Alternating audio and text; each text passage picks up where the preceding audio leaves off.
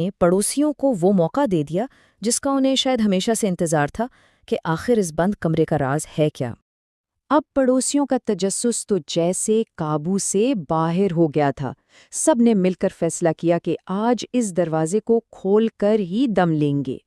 लेकिन जब दरवाज़ा खुला ना, तो अंदर जो मंजर था वो देखकर सबके जैसे होश उड़ गए।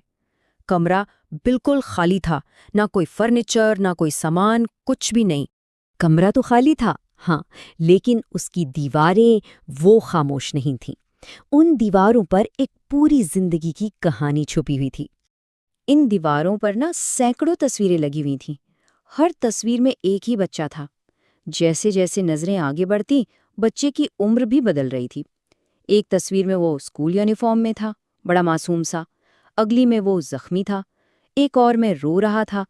और फिर आखिरी तस्वीर, जिसमें वही बच्चा सड़क पर खून में लथपथ पड़ा। और इस पूरी कहानी का सबसे दर्दनाक हिस्सा, सबसे बड़ा राज अब सामने आने वाला था, एक खत की शक्ल में। इन्हीं तस्वीरों के ठीक नीचे दीवार के साथ एक खत मिला। ये खत उसी बूढ़े आदमी ने लिखा था, और वो बच्चा वो कोई और नहीं, इसी का बेटा था। इस खत में जो लिखा था ना, वो एक बाप का इतराफ था। उसने लिखा, जब मेरा बेटा छोटा था मैंने कहा मेरे पास वक्त नहीं है। जब वो बड़ा हुआ मैंने कहा चलो बाद में देखूंगा।